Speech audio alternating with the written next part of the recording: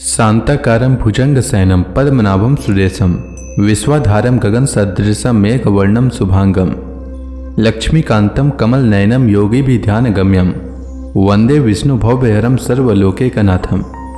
मंगलम भगवान विष्णु मंगलम गरुड़ध्वज मंगलम पुंडरीकाक्ष मंगलाय तनोहरि। ओम नमो भगवते वासुदेवाय। आज का दिन आप सभी के लिए मंगलमय हो। आज सावन महीने का 13वां दिन है। सावन महीने में प्रतिदिन श्रीमद् भागवत महापुराण की कथा का श्रवण करने से जीवन में होने वाली अज्ञानवश पाप कर्मों से छुटकारा मिलता है। साथ ही 1000 गोदान के बराबर पुण्य की प्राप्ति होती है। हमारे चैनल पर आप प्रतिदिन श्रीमद् भागवत महापुराण की कथा का श्रवण कर सकते हैं।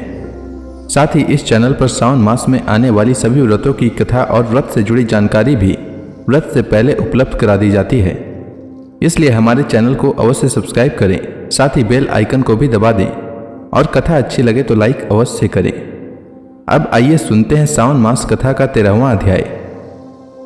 राजा परीक्षित ने पूछा, भगवान, कालिये नाग ने नागों के निवास स्थान रमणक द्वीप को क्यों छोड़ा था और उस अकेले ने ही गरुड़ जी का कौन सा अपराध किया था?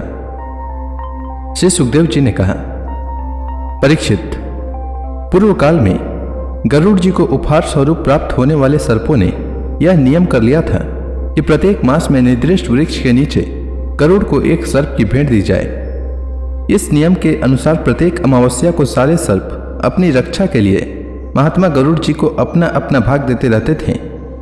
उन सर्पों में कद्रु का पुत्र कालिये नाग अपने विष और बल के घमंड से मतवाला हो रहा था। उसने गरुड़ का तिरस्कार करके स्वयं तो बलि देना दूर रहा, दूसरे सांप जो गरुड़ को बलि देते उसे भी खा लेता। परीक्षित, यह सुनकर भगवान के प्यारे पार्षद शक्तिशाली गरुड़ को बड़ा क्रोध आया।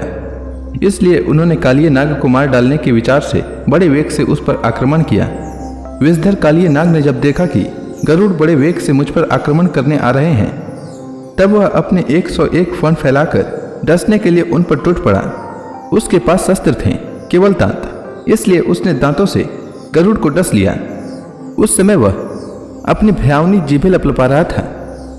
उसकी सांस लंबी चल रही थी और आंखें बड़ी डरावनी जान पड़ती थी।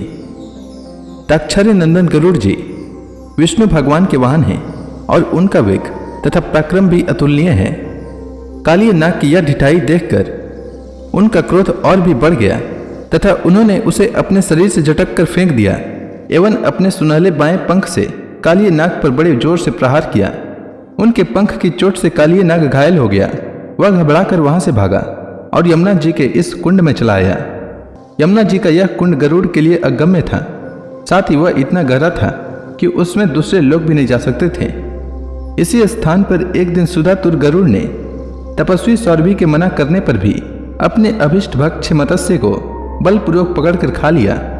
अपने मुखिया मत्स्य राज के मारे जाने के कारण मछलियों को बड़ा कष्ट हुआ। वे अत्यंत दीन और व्याकुल हो गईं। उनकी यह दशा देखकर महर्षि सौरभी को बड़ी दया आई। उन्होंने उस कुंड में रहने वाले सब जीवों की भलाई के लिए गरुड़ को यह शाप दे दिया, यदि गरुड़ फिर कभी इस कुंड में घुसकर मछलियों को खाएंगे तो उसी क्षण प्राणों से हाथ धो बैठेंगे। मैं यह सत्य सत्य कहता हूं। परीक्षित, महर्षि सौरभी के इस सांप की बात कालिये नाग के सिवा और कोई सांप नहीं जानता था, इसलिए वह गरुड़ के भय से वहां रहने लगा था। और अब भगवान श्री कृष्ण ने उसे निर्भय करके वहां से रमणक द्वीप में भेज दिया। परीक्षित, इधर भगवान श्री कृष्ण दिव्य माला, गंध, वस्त्र, महामूल्य मणि और स्वर्णमय आभूषणों से विभूषित हो उस कुंड से बाहर निकले।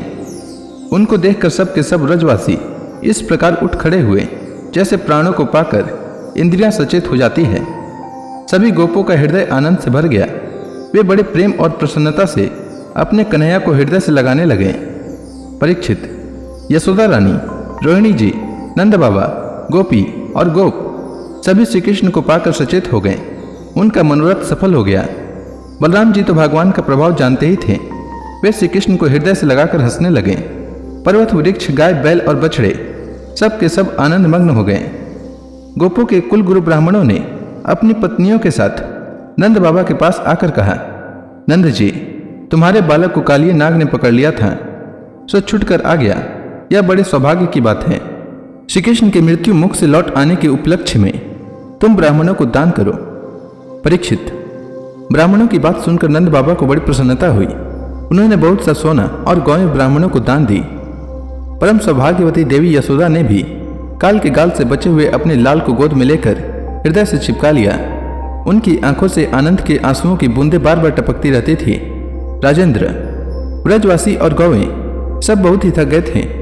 ऊपर से भूख प्यास भी लग रही थी, इसलिए उस रात वे व्रज में नहीं गए, वहीं यमुना जी के तट पर सो गए। गर्मी के दिन थे, उधर का वन सूख गया था। आधी रात के समय उसमें आग लग गई।